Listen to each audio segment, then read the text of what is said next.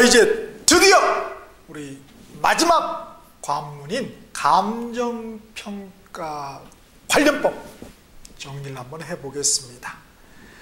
자, 일단은 여러분께 먼저 박수를 보내드립니다. 내가 뭔가를 시작해서 이렇게 끝까지 왔다는 거, 이 자체가 사실 성공이죠, 그죠? 그래서 참 대단하시고요. 그런 경우 많아요. 이게 공인중개사를 공부하시다 보면은 앞에 이제 쭉 처음에는 열심히 하시다가 뒤에 이제 경제론 들어가면 막 이렇게 뭐 탄력성 나오잖아요. 막 탄력 받아가지고 튕겨 나가버려 막. 그렇죠? 그런 분들이 있고 꾹 잘 참아. 잘 이제 곧 넘기는 거예요. 그러다가 투자론 나오잖아요. 막 계산 공식 나오고. 이건 뭐 돈을 던져야 되는데, 그죠? 책을 막 던져버려. 에이, 홍쌤도 막 날아가고 막 이렇게. 가끔 제 얼굴이 막 아픈 때가 있어요. 가끔. 그러면 그렇죠. 어느 분이 또 던지셨나 보다 이렇게. 그래서 그걸 잘 넘기시고 마지막 감정평가를 해오잖아요.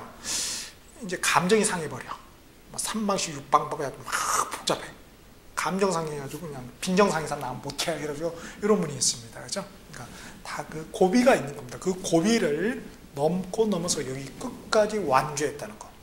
그래서 여러분이 대단하시더라고요.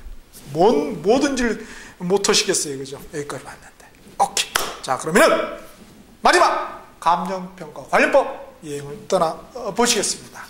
자, 이제 전체 핵심 앞에 보시면 이제 네 번째 나뭇가지고요. 보니까 이제 두 가지 관련법이 있네요. 보니까 첫 번째가 감정평가에 관한 규칙, 두 번째가 부동산 가격 공시 및 감정평가에 관한 법률. 사실 위에 게 요 밑에 거의 하위 법령입니다. 그죠? 자, 요 두 개를 정리해 보는데 먼저 이제 감정평가에 관한 규칙부터 한번 정리를 해보죠. 둘 다 법이란 말이에요. 그러면 법은 출제자가 마음대로 응용을 못해요.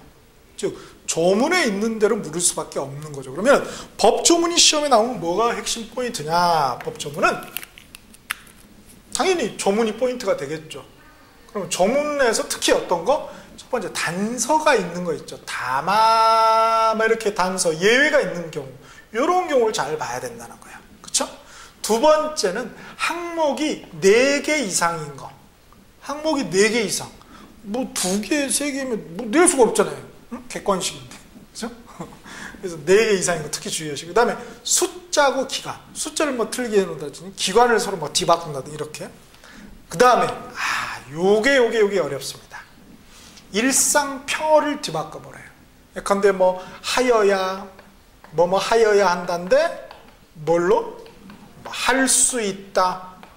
이런 식으로 틀린 보기로 바꿔놓을 수 있다는 거예요. 그래서 하여야 하느냐, 하여야 할 수냐, 이런 게 참 어렵죠, 그렇죠? 그래서 일상평 특히 주의해서 법조문을 보셔야 됩니다. 자, 그럼 첫 번째 법인 감정평가에 관한 규칙 출발해 보겠습니다. 자, 감정평가에 관한 규칙에서 형광펜을 밑줄 짜가시고요. 목적, 좋은 목적이겠지 나쁜 목적으로 법을 만들어 놨겠습니까? 그런 예의상 이 규칙은 부동산 가격 공시 및 감정평가에 관한 법률 제35조에 따라 감정평가업자가 감정평가를 할 때 준수해야 될 원칙과 기준을 규정함을 목적으로 하는 지 맘대로 하지 말라 이거예요. 그러니까 감정평가사에 대한 행위제한법이 될 수 있겠죠. 감정평가 행위를 하는데 이 맘대로 하지 말아라. 우리 법이 정한 대로 해라 이거죠. 그죠? 정의, 이 정의는 꼭 읽어보셔야 돼요. 지금 뭐 시장가치부터 해가지고 동의수권, 우리 앞에 기초론부터 해서 방법론에 관련된 모든 용어들이 다 정의되어 있죠. 그렇죠? 이번에 개정이 돼서 분명히 나올 거예요. 이걸 틀리게 해놨어. 그래서 꼭 한번 읽어보시고요. 자, 다음에 5조에 보시면 시장가치 기준 원칙이 되어 있죠. 자, 시장가치 기준 원칙에다 파란펜 밑줄 하시고요. 1항에 보니까 대상 물건에 대한 감정평가에 시장 가치를 기준으로 한다 이렇게 돼 있죠? 반드시 그런다 하면 틀려요. 왜?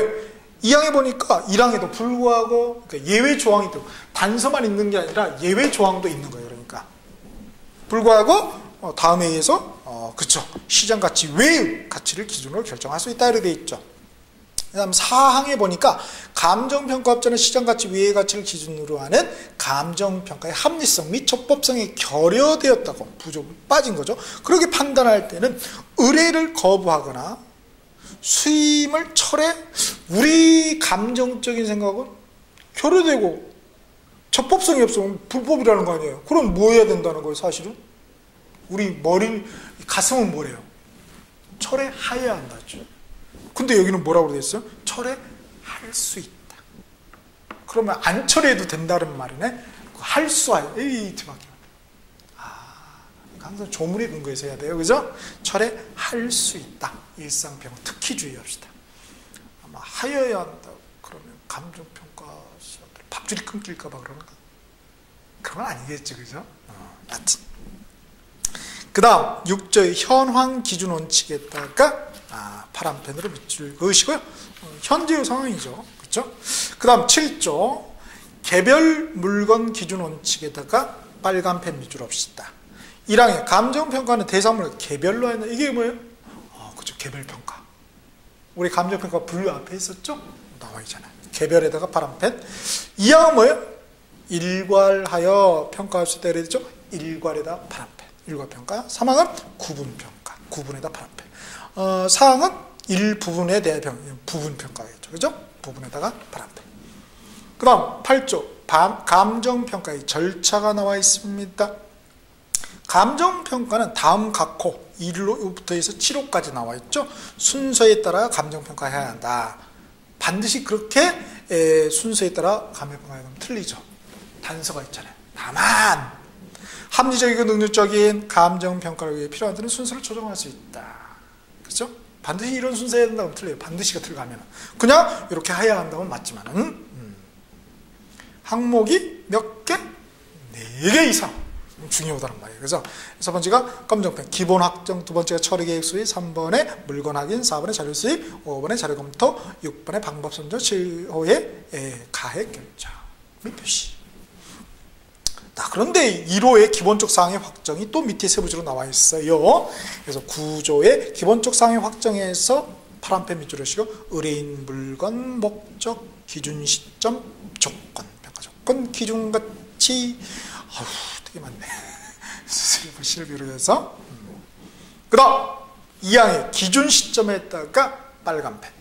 기준 시점. 옛날에 가격 시점이라고 그랬죠. 기준 시점은 대상 물건의 가격 조사를 완료한 날짜. 자, 가격 조사를 완료한 날짜에다 검정펜 밑줄 짝. 항상 그렇다고 하면 틀려요. 원칙. 다만 기준 시점을 미리에다 검정. 미리 정했을 때는 그 날짜에 미리 정한 날짜에 가격 조사가 가능한 경우면 기준 시점으로 할 수 있다. 얘기가 있습니다. 나머지 안 읽은 것도 다 읽어 보셔야 돼요. 꼼수 부리시면 안 됩니다. 이제 시간 제약상 그러니까 여러분 꼼수 부리셔서는 안 돼요. 공부는 저는 잘 모르겠는데요. 공부는 그런 것 같아요. 좀 우직하게 조금은 요령 부리지 않고 그렇죠. 좀 멍청한 듯이 할 필요도 있는 것 같아요. 너무 이렇게 그렇죠. 짠머리 불려가지고 그거는 아닌 것 같아요. 그렇죠. 이 세상은 실패한 그죠? 똑똑한 천재로 가득하죠. 참 바보가 드문 세상입니다. 저도 참 그게 어렵네요. 저도 우직하게 하는 거. 그래서 13조 감정평가서에다가 파란펜 밑줄 하시고요. 그래서 포함사항이 2항에 나와 있죠. 와우 4개 이상 읽어보시고요. 5항에 보니까 감정평가업자는 제4항에도 불구하고 국토교통부 장관이 별도로 정한 표준 서식 또는 의뢰인 요청 요구에 따른 서식을 사용할 수 있다 이렇게 되어 있죠. 검정펜 국토교통부 장관 기관이죠. 행정기관. 이걸 갖다가 뭐 한국감정평가원 이러면 틀리겠죠. 뭐 공인중개사협회 틀리겠죠. 다음에 14조 이제 여기부터 이제 아주 중요하게 됩니다. 각각 부동산이 여러 가지 있잖아요. 그죠? 부동산 외도 있고, 이거 평가할 때 어떤 원칙을 쓰냐 이거예요. 자, 봅시다. 토지의 감정평가 있죠? 토지에다가 14조, 토지에다 빨간펜. 공시지가 기준법. 파란펜. 토지는 뭐예요? 공시지가 기준법 적용한다. 앞에 한번 다뤘었죠? 그 다음 3항에 감정평가업자는 공시지가 기준법에 따라 토지를 평가할 때는 다음 각 호의 순서에 따라 한다. 자, 순서에다 파란펜. 검정펜. 비교 표준지 선정, 시점 수정, 지역 요인 비교, 개별 요인 비교, 그 밖 요인 보완 정정한다는 거죠. 순서를 제가 볼 때는 3번하고 4번을 바꿔버릴 수가 있어요. 개별 요인 비교, 지역 요인 비교. 먼저 선행을 몰라야 돼요. 우리 앞에 지역 분석, 개별 분석 있었죠. 지역 분석을 먼저 일반적으로 합니다. 항상 그런 거예요. 지역 분석을 먼저 하고, 그 다음에 개별, 좀 거시적으로 먼저 하고, 그 다음에 디테일하게 가는 거죠. 우리 항상 저도 강의할 때도 뭐예요? 숲을 먼저 보고, 그죠? 하늘 위에서 독수 좀 보고, 그 다음에 디테일하게 들어가잖아요. 모두 다 똑같습니다. 15조. 건물의 감정평가. 건물에다가 빨간 펜 밑줄 오시고, 1항에, 그쵸? 원가법에다 파란 펜. 건물은 원가법이구나. 그러니까 토지 감정 평가를 뭐 공시지가 기준법이 해야지 뭐 토지 감정은 원가법에 의한다고 소리 뒤바꾼다는 거예요. 용어들을. 16조 토지와 건물의 일괄 감정 평가다 빨간 펜으로 밑줄. 일괄 토지하고 건물을 일괄해서 평가할 수밖에 없는 경우가 뭐가 될까요? 아파트. 그래서 감정평가업자는 집합 건물의 소유 및 관리에 관한 법률, 그게 아파트 관련 법이거든요, 대표적으로. 그래서 세 번째 줄에 거래 사례 비교법에다 파란펜 적용해야 한다. 그 다음에 17조 살림에다 빨간펜 밑줄 넣으시고요. 1항에다 구분평가. 구분에다 파란펜 밑줄 넣으시고요. 그 다음에 임목은 거래 사례 비교법. 임목 거래 사례 비교법. 소경목리 지름이 작은 나무나 숲이네요. 그런 경우에는 자 원가법 밑줄 하시고, 그 다음에 2항에 산지와 임목을 일괄하여 감정평가할 때는 거래 사례 비교법 파란펜. 일괄하여 감정평가할 때 검정펜 밑줄 하시고요. 18조 과수원입니다. 자, 과수원에다가 빨간펜 밑줄 하시고요. 거래 사례 비교법 파란펜으로 밑줄. 그 다음에 공장재당, 광업재당, 우리가 준부동산이라고 했었죠? 우리 앞에 다뤘었잖아요. 맨 기초론에서. 자, 이거는 어떻게 평가하느냐? 1항에 보니까 공장재단은 개별 물건의 감정평가를 합산하여 감정평가한다. 이렇게 되어 있죠? 합산평가. 다만 원칙이 그렇고 이게 단서가 있죠? 일괄화의 감정평가는 수익환원법. 자, 일괄평가 파란펜 밑줄 보시고요. 파란펜으로 수익환원법. 그 다음에 광업재단도 수익환원법. 2항이 되어 있죠? 파란펜 밑줄 짝. 또 자동차, 우리는 뭐 자동차 중개하는 건 아니니까요. 그런 것들 한번 보시면 되겠습니다. 쭉쭉 한번 읽어보시고요. 그 다음에 22조 임대료 빨간펜 밑줄 오시고 임대사례 비교법 나오죠? 다만 원칙이 그렇고 예외적으로 임대사례 비교법에 따라서 그렇게 곤란한 경우는 뭐야? 적산법. 원칙과 예외 구별하시고요. 그 다음에 23조 무형자산 빨간펜 해서 1항에 광업권에다가 빨간펜 하시죠.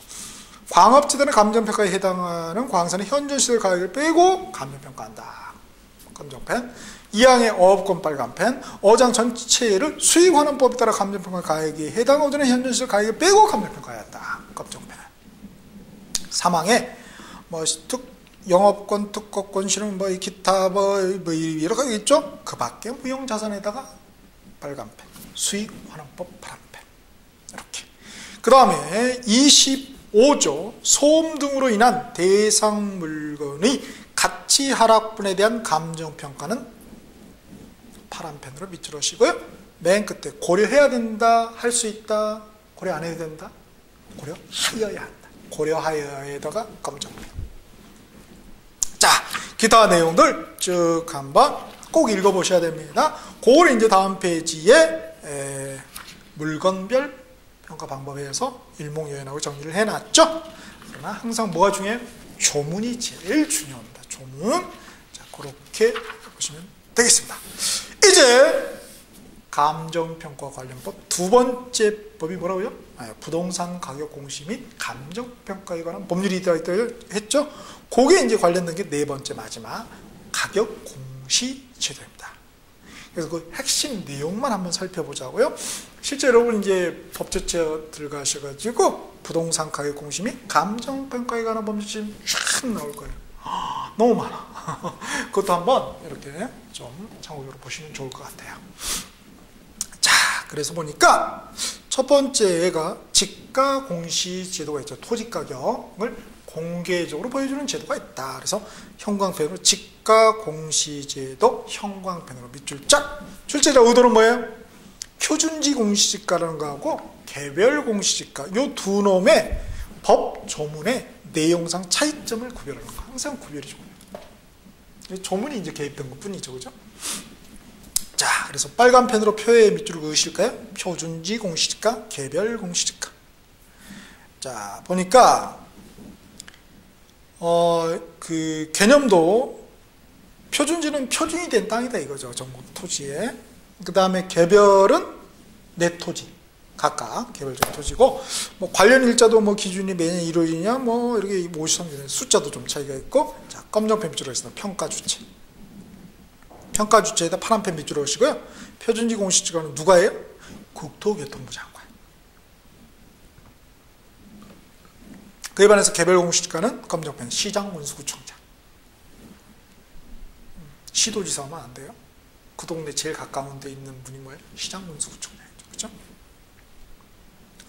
그 다음에 뭐 공시상 또 이런 것들 나와 있고, 효력 있죠. 이게 좀 중요합니다. 효력에다 파란펜 밑줄을. 목적이 뭐냐? 보니까 표준지 공시지가는 매수 사는 거죠. 수용은 다 이거죠. 사용에 대한 국가가 사거나 또 수용이나 또 사용에 대한 보상을 할 때 쓴다. 그래서 보상에다 검정펜. 기타 뭐 여러 가지 또 내용이 나와 있고요. 그 다음에 개별 공시지가는 보니까 국세, 지방세, 세금, 과세의 기준이 되는 거죠. 그래서 세금에다가 검정펜 밑줄을 하시고, 기타 또 뭐 각종 부담금 부과 이런 데 또 쓰인다.